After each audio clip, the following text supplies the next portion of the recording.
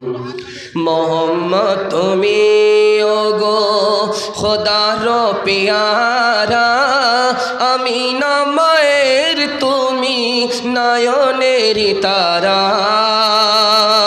মোহাম্মদ তুমি ওগো খোদার পেয়ারা, আমিনা মায়ের তুমি নয়নের তারা। মোহাম্মদ তুমি খোদার পেয়ারা, আমিনা মায়ের তুমি নয়নের তারা। আমিনা মায়ের তুমি নয়নের তারা। এসেছিলেন তুমি ওগো সেই নিশিরাতে, মুখেতে খোদার বাণী কোরআন হাতে। बहुत देर से आपका जलसा चल रहा है चैनल वाले, बहुत सुकून से सन्नाटे में लोगों को जलसा सुनाना भी आपको है और शूट भी करना है। ध्यान से सुनिएगा, जलसा आधा से ज़्यादा निकल चुका है, थोड़ा सा जलसा बाकी रह गया है। आपकी बेदारी पर ये जलसा ज़िंदा है। आप जितने ज़्यादा बेदार होंगे उतना जलसा कामयाब होगा। सुकून और सन्नाटे में सुन लीजिए, बिल्कुल आपको बाईपास ले जा रहा हूँ। पेशानी आपकी मेरे सामने है, आप थक चुके हैं, पक चुके हैं और ऐसे बैठ गए जैसे मुकदमा हार करके आप बैठ गए। ज़्यादा देर तक आप सामना करने वाले नहीं हैं, थोड़ा सा साथ देंगे, हाथ उठा दीजिए इंशाअल्लाह। शुगर में रसगुल्ला इस ख्याल से खाएंगे कि जो होगा देखा जाएगा, हाथ उठाइए इंशाअल्लाह। देखिए, दिमाग को टटोल रहा हूँ कि आप पिंडाल के नीचे हैं या ससुराल में, कहाँ हैं आप। 3 सवालों से मेरा पैगाम शुरू हो रहा है। माल से मोहब्बत होगी, 3 नुकसान उठाने पड़ेंगे। पहला, दूसरा, तीसरा नुकसान क्या होगा, ये मेरा पहला सवाल है। दूसरा सवाल है, माल कब फितना है, माल कब मुसीबत है, माल कब मुसीबत है, अजाब है। 3 वजह से माल अजाब हो जाता है, फितना हो जाता है। वो 3 वजह क्या है, ये मेरा दूसरा सवाल है। तीसरा सवाल है, आबादी बहुत तेज़ी के साथ बढ़ रही है, रोज़ी का रोज़गार का मसला हल कैसे होगा। 3 रास्ते से हल होगा। सुनने के लिए मुकम्मल तैयार है, दोनों हाथ उठा दीजिए इंशाअल्लाह। जोश के साथ आपका हाथ उठता है, मुझे इत्मीनान होता है कि आप बेदार हैं, ज़िंदा हैं, बेदारी के साथ सुनने के लिए तैयार है। अल्लाह हमारे सुनाने को, आपके सुनने को बेहद कबूल फरमाए। मेरा पहला सवाल था कि माल की मोहब्बत होगी, 3 नुकसान उठाने पड़ेंगे। लालच आ जाएगा, दूसरी की मजबूरी का हम नाजायज़ फ़ायदा उठाएंगे। माल की मोहब्बत होगी, पहला नुकसान। दूसरा नुकसान, कंजूसी आएगी, मक्खी चूस हो जाएंगे। दूसरा, मुसीबत में हाथ उठाएगा, हम हाथ खींच लेंगे। माल की मोहब्बत में दूसरा नुकसान, कंजूसी आएगी। तीसरा नुकसान, माल की मोहब्बत ज़्यादा होगी तो रात दिन बेचैन रहेंगे, बेचैनी नहीं जाएगी। लोग माल कमाते हैं आराम के लिए, आराम हराम हो जाएगा। माल की मोहब्बत होगी, हम बेचैन हो जाएंगे, रात दिन उसी के पीछे परेशान रहेंगे। माल की मोहब्बत दिल के अंदर ना आए। मेरा दूसरा सवाल था, माल कब फितना है। पहली वजह, हासिल होने के बाद हक अदा नहीं करता, ये माल फितना है। ज़कात देता नहीं, हज करता नहीं है, हासिल होने के बाद हक अदा नहीं करता, ये माल फितना होगा। माल हासिल करने से पहले इसकी परवाह नहीं करता कि ये हलाल है या हराम है, ये माल फितना होगा। माल खर्च करते वक्त में ये ख्याल नहीं करता कि जायज़ में है या नाजायज़ में है, ये माल फितना होगा। इंशाअल्लाह आमदनी अठन्नी होगी, खर्चा रुपया होगा। हाथ उठा दीजिए, डिस्क ब्रेक मारिए भाई, कहाँ हाथ उठाना है, कहाँ हाथ नहीं उठाना है। मैं हाथ उठाने के लिए इसे बोलता हूँ कि देखें आप दिमाग से मुकम्मल तैयार हैं कि नहीं। जलसे में पैगाम की हिफाजत होगी या पैगाम ज़ाय होगा।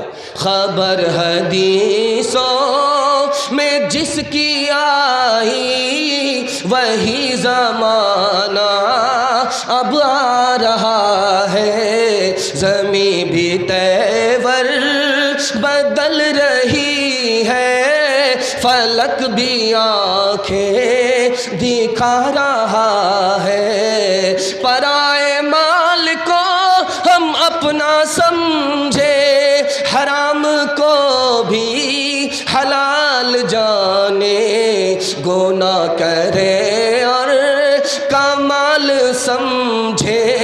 बताओ दुनिया में क्या रहा है, खबर हदीसों में जिसकी आई وہی زمانہ اب آ رہا ہے۔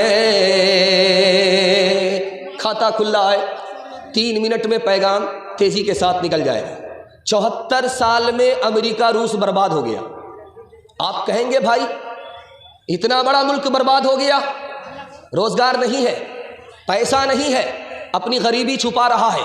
74 سال میں روس برباد ہوا، 74 سال میں امریکہ برباد ہوا۔ کیوں؟ سودی کاروبار کرتا تھا۔ سود میں ترقی نہیں ہے، ترقی کا دھوکہ ہے۔ قرآن نے کہا تجارت میں تو ترقی ہے، سود میں ترقی نہیں ہے۔ 74 سال میں روس بھی برباد، امریکہ بھی برباد۔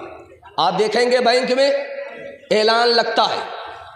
اعلان کیا ہے؟ پالیسی ہے کہ 10 لاکھ جمع کرو سیدھے اس کا ڈبل ملے گا، 20 لاکھ ملیں گے۔ 20 لاکھ کے چکر میں مسلمان ہو کر کے پیسہ جمع کرتا ہے۔ اس کے بعد جب مدت پوری ہوتی ہے، یہی مسلمان ڈبل لینے کے لالچ میں لائن میں لگ گیا، پتا چلا کہ آنکھ بند ڈبہ غائب، آفس ہی غائب ہو گئی ہے، سنگل تو ملا نہیں، ڈبل کے چکے مرے ہیں، دنیا الگ گئی، دین الگ برباد ہوا۔ تیسری مثال آپ کے سامنے رکھنے کے لیے جا رہا ہوں۔ سماج میں کتا گھومتا رہتا ہے، آپ دیکھیں گے وہ ٹانگ اٹھا کر کے پیشاب کرتا ہے۔ کتا ٹانگ اٹھا کر کے پیشاب کرتا ہے۔ دھیان سے سنیے گا، جس طرح جو لوگ سن رہے ہیں، جس طرح سن رہے ہیں، اللہ کا شکر ہے آپ بہت بہتر طریقے سے سن رہے ہیں، اللہ آپ کو جزائے خیر دے۔ کتے کو دیکھیں گے آپ، وہ ٹانگ اٹھا کر کے پیشاب کرتا ہے۔ یہ راز میں آپ کو بتانے کے لیے جا رہا ہوں۔ کتے کو دیکھیں گے جب وہ گزرتا ہے تو زمین کو سونگھتا ہے، اس کا راز میں آپ کو بتانے کے لیے جا رہا ہوں۔ کتے کو اگر آپ روٹی کا ٹکڑا دیں گے تو وہ دم ہلائے گا، یہ فلسفہ میں آپ کے سامنے رکھنے کے لیے جا رہا ہوں۔ اور روٹی کا ٹکڑا اگر آپ نہیں دیں گے تو وہ آپ کو آنکھ دکھائے گا، اس کی وجہ میں آپ کے سامنے رکھنے کے لیے جا رہا ہوں۔ آپ دیکھیں گے کتا گزرتا ہے، وہ زمین کو سونگھتا رہتا ہے۔ کیا مطلب کہ ہماری روزی کہاں ہے؟ اسی طرح جو حرام کمانے والے لوگ ہوتے ہیں وہ جیب کو ٹٹولتے رہتے ہیں کہ کس کی جیب میں کتنا پیسہ ہے، وہ وہاں سے نکل کر کے میری جیب میں کیسے آ جائے گا۔ اللہ کے رسول نے فرمایا کہ دنیا مردار ہے، اس کے پیچھے دین کو برباد کرنے والا کتا ہے۔ آپ دیکھیے کتے کی عادت، جب وہ گزرتا ہے تو زمین کو سونگھتا ہے کہ روزی کہاں ہے۔ اسی طرح حرام کمانے والا جیب کو ٹٹولتا ہے کہ کس کے گھر میں زیادہ پیسہ ملے گا، اسی کے گھر میں رشتہ کرتا ہے۔ جہاں پیسہ زیادہ ملے گا، گاڑی ملے گی، سامان ملے گا، مطالبہ پورا ہوگا، وہ جیب کو ٹٹولتا ہے، یہ زمین کو سونگھتا ہے۔ دونوں میں کوئی فرق نہیں، برا مت مانیے گا، افسانہ نہیں ہے، حقیقت ہے۔ اس کے بعد آپ دیکھیے روٹی کا ٹکڑا اس کو ملا، وہ دم ہلاتا ہے، ٹکڑا نہیں ملا وہ آنکھ دکھاتا ہے۔ تو جہاں پر اس کو مطالبہ پورا ملتا ہے وہاں وہ دم ہلاتا ہے، جہاں اس کا مطالبہ پورا نہیں ہوتا اس سے ہاتھ جھاڑ کر کے نکل جاتا ہے کہ تم کون میں کون، میں تمہیں پہچانتا نہیں، تم مجھے پہچاننے کی کوشش مت کرو۔ تیسری بات کو یاد رکھیے جو میں آپ کے سامنے رکھنے کے لیے جا رہا ہوں، کتا پیر اٹھا کر کے پیشاب کرتا ہے۔ کیوں کرتا ہے؟ تاکہ پیشاب کی چھینٹ پیر میں نہ لگے۔ لیکن اسی کتے کو دیکھیے منہ سے پاخانہ اٹھا رہا ہے اور پیر کو پیشاب سے بچا رہا ہے، منہ کو بچا نہیں رہا ہے، پیشاب سے پیر کو بچا رہا ہے۔ ٹھیک یہی حال حرام کھانے والے کا ہے، وہ پیشاب سے بچتا ہے، پخانے سے بچتا ہے، لیکن پیشاب اور پخانے سے بھی زیادہ گندی چیز حرام ہے، اس کو حلق کے نیچے اتار رہا ہے۔